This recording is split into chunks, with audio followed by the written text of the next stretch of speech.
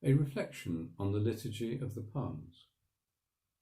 As we were leaving Jericho, the Master suddenly said he needed to go to Jerusalem. Now, we've spent much of the past few months avoiding Jerusalem because we always seem to get into bother when we go there, so this really was quite a surprise. However, we started walking down the dusty road as we always do. We travelled via Bethany, where our friends Lazarus, Martha and Mary live. Then all of a sudden, after all that walking, the Master suddenly said he needed to ride on a donkey. Into Jerusalem of all places? Now, we really were thrown by this. I mean, how does he expect us to magic up a donkey? If we were by a lake, we could have found a boat, because we're known as fishermen, but donkeys, no. Then he said that if we walked on ahead and went into the next village, we would find a donkey and her colt tied up.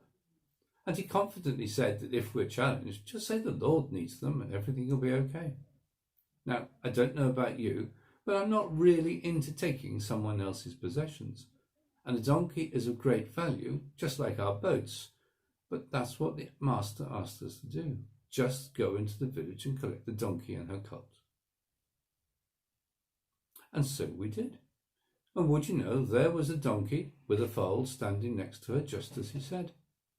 As we untied her, this guide arrived and asked what we were doing, so we used the words the Master said, the Lord needs them, and the owner let her go.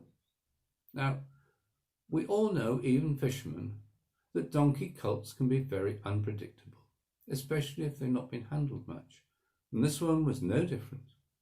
To say he was a little skittish is being polite. But when he got to the Master, he behaved like I've never seen a colt behave before. He seemed to know something about Jesus, just like we'd seen something about him that very first day we met him. So we spread our cloaks on donkey's back so he'd be comfortable, and the Master got on the donkey.